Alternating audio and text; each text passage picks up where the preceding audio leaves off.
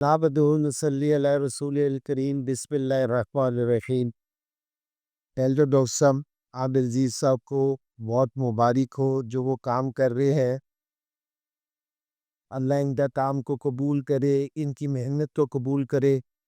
اچھا، ڈاکٹر صاحب سے میرا تعلق ذرا بہت پرانا ہے، اور ڈاکٹر صاحب کو اس ٹائم بھی یہی کام کرنے کی عادت تھی۔ اس ٹائم بھی پیسے نہیں لیتے تھے، فری کام کرنے کا شوقین تھے۔ اور میری پہلی ملاقات میں ڈاکٹر صاحب سے بتاؤں گی کہ جی 92 ورلڈ کپ کا ہمارا کیمپ لگا ہوا تھا قذافی اسٹیڈیم میں۔ تو عمران بھائی نے کہا کہ بھی تم لوگ ڈائیو نہیں مار سکتے، تو میں نے ایک ڈاکٹر صاحب کو بلایا ہے جو تمہیں ڈائیو مارنا سکھائے گا کہ ڈائیو کس طرح مارتے ہیں کھیلتے ہوئے۔ تو پھر ڈاکٹر صاحب آئے، اور ڈاکٹر صاحب نے وہاں گدے بچھا کے قذافی اسٹیڈیم میں ہمیں ڈائیو مارنے کی پریکٹس کراتے تھے۔ تو جو 92 کا ورلڈ کپ جیتے تھے اس میں ڈاکٹر صاحب کا بھی حصہ تھا، 20 میں انہوں نے بھی محنت کروائی کی ہمیں۔ اس ٹائم بھی ڈاکٹر صاحب کے پاس جاتے تھے نا، تو ڈاکٹر صاحب فری علاج کرتے تھے، کہ اس ٹائم بھی پیسے نہیں لیتے تھے۔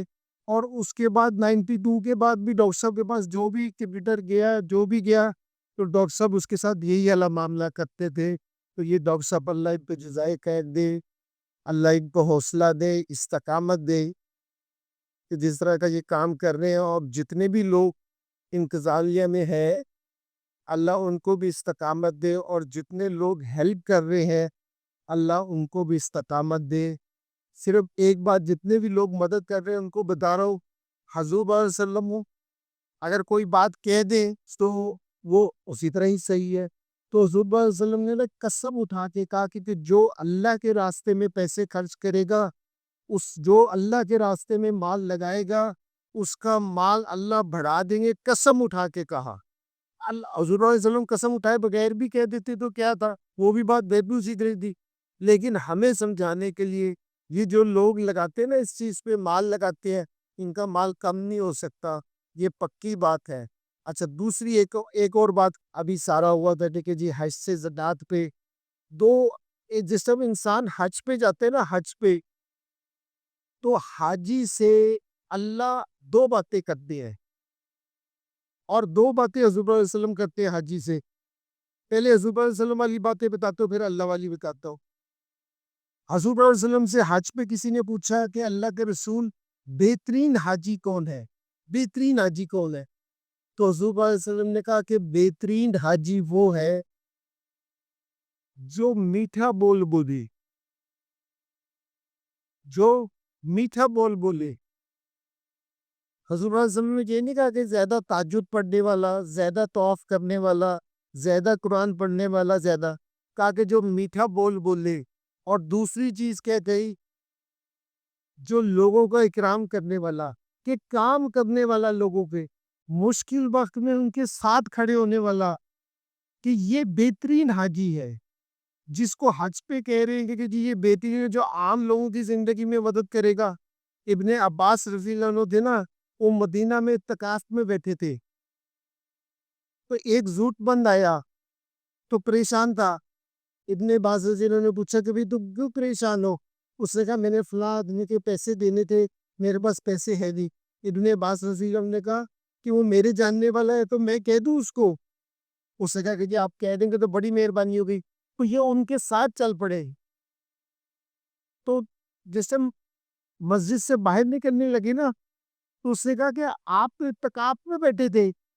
تو ابن عباس رضی اللہ عنہ نے حضور صلی اللہ علیہ وسلم کی قبر مبارک کی طرف اشارہ کر کے کہا میں نے اس قبر والے سے سنا ہے، اس قبر والے سے سنا ہے، جو اللہ کے بندوں کا کام کرے گا اس کو ایک ایک قدم پہ ایک ایک سال کی نفلی عبادت کا ثواب ملے۔ تو یہ جن سے لوگوں کے کام کرنے نا، یہ لوگوں کی مشکل میں کام آنا، یہ سر اس کا ایک جسم کھاتا کھلے گا نا، تو اس ٹائم پتہ چلے گا کہ یہ کیا ہے۔